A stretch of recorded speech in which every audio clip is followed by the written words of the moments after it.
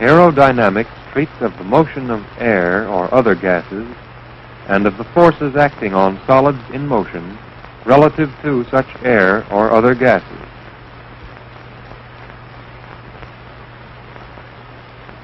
Relative wind is the motion of the air with reference to a body. It may be the result of moving air and a stationary body, or still air and a moving body, or both air and body may be moving with reference to the earth. In this case, the relative wind is the algebraic sum of the two motions.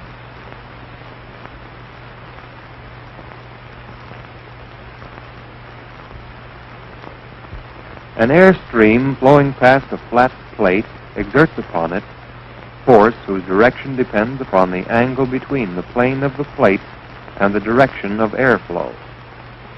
This force may be analyzed into component forces, which are called lift and drag.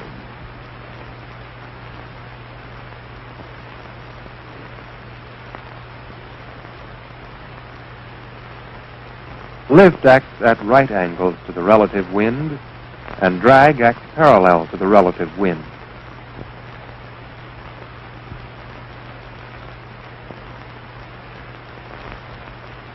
If the plate is held in a horizontal airstream in this manner, lift is opposed by the weight of the plate, and drag is opposed by the tension on the cord.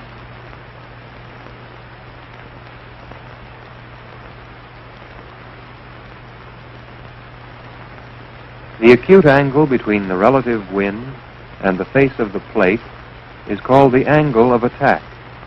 This angle may have any value from 0 to 90 degrees.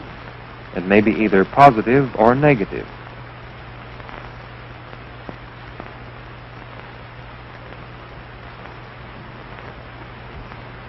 An airfoil is any surface designed to be projected through the air in order to produce a useful dynamic reaction. Airfoils which have been studied and used vary widely in form. This is probably the most common type of airfoil section.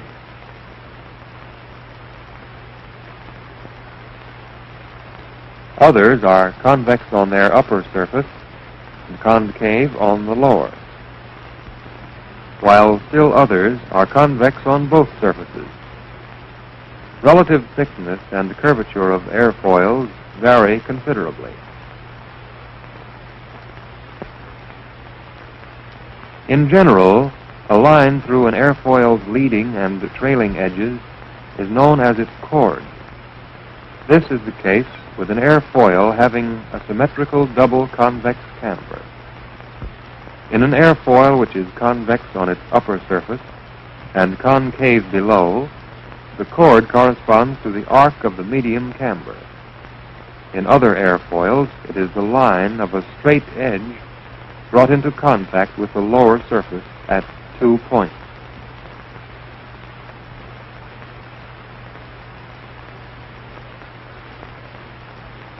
The acute angle between the chord of an airfoil and the relative wind is known as the angle of attack of the airfoil.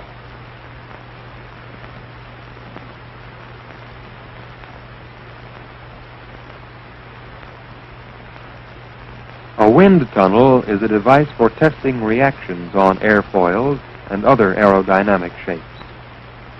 It usually consists of a large tube with a constricted throat. A propeller produces airflow, and a honeycomb arrangement is placed at one end to ensure straight airflow.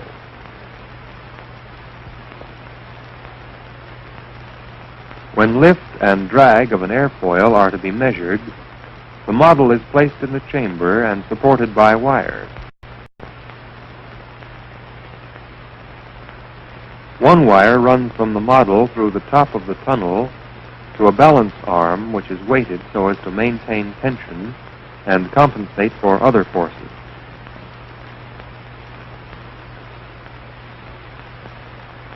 From the leading edge of each wing, a wire runs forward in the direction of flight over pulleys, and down to a bar on a platform type of scale.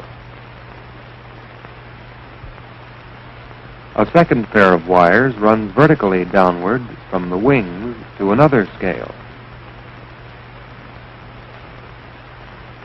Finally, a wire extends from the tail down to a third scale. In this way, the model is suspended so that the various forces exerted upon it may be measured.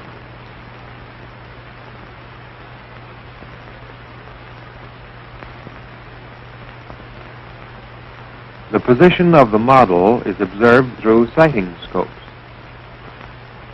With the air flowing at the desired velocity, drag force is exerted upon these wires.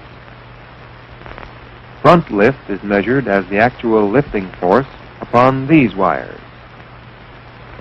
Rear lift as the force upon this wire.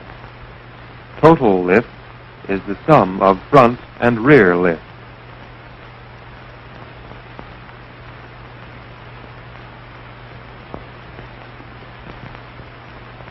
Here is one of the Army's wind tunnels at Wright Field.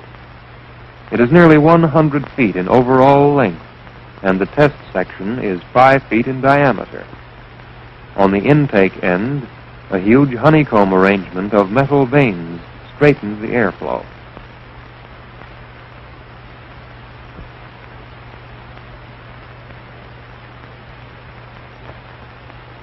Four electric motors of 400 horsepower each furnish power to turn the fan.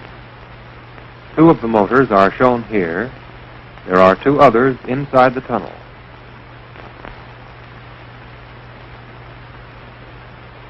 The fans are 12 feet in diameter and have 12 blades. When driven at a speed of 700 RPM, they produce an airspeed of approximately 200 miles an hour in the tunnel.